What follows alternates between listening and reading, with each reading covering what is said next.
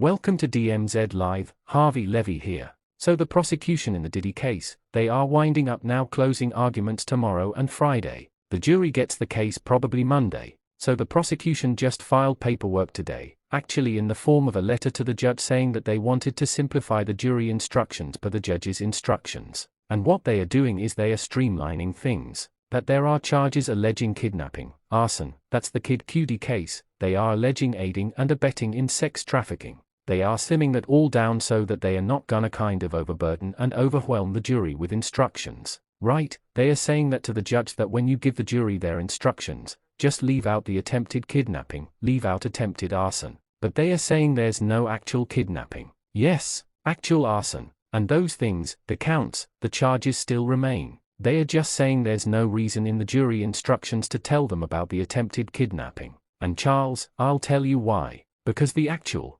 attempted, means you failed or didn't go through with it. They are alleging it was gone through with, so why bother calling it an attempt as well? Right? And they are just trying to, because the jury is gonna have, there are so many, because there are 4 counts, and because one of them is a RICO count that has so many underlying alleged crimes, they just want to simplify this so that the jury, when they get their instructions, know what to do. So legal Smeagol, let's talk about what really matters right now. Hold on. I want to say that I know what you want to get to, and we should, but this also plays into that because this is going to be a very complicated thing for the jury to look at, and they are potentially going to be under a bit of a time crunch. So, it looks like each side is going to take a day. So tomorrow, Thursday, there will be a prosecution's closing argument. Friday, the defense's closing argument. And then the judge is going to give instructions to the jury, which may take a couple hours, because of what we just talked about. So realistically, the jury's going to start deliberating on Monday,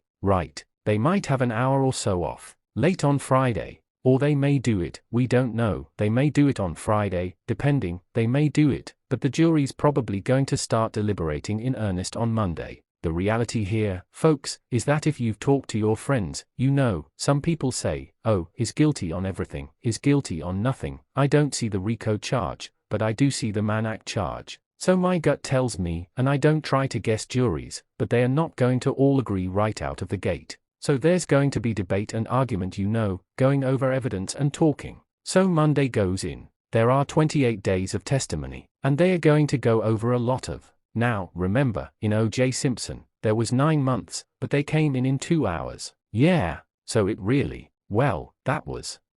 just depends. But I think Monday is going to bleed into Tuesday. And then, if you get into Wednesday, there's an issue. Now things start tightening up. Yeah, they are really up against the clock because Friday is the 4th of July, Thursday is the 3rd of July. Do they want to come in on Thursday? Well, Thursday the courts are closed. Or do they want to get it done on Wednesday? Not only that, there's a court holiday. So court is closed on the 3rd of July and 4th. That is Thursday and Friday. So what's the best way to get to consensus on Wednesday? The looming idea that you will be dragged into court through a skeletal staff that Judge Subramanian can say, I'm going to open up just the jury room. I'm going to have a skeletal staff come in on a holiday and you guys are going to continue deliberating. That's going to drive consensus in that jury room to say, hey, I got plans. I want to see some fireworks. You better all get on board. You can listen to Derek and based on his record say, look, he's a doofus. But in this case, he's acting.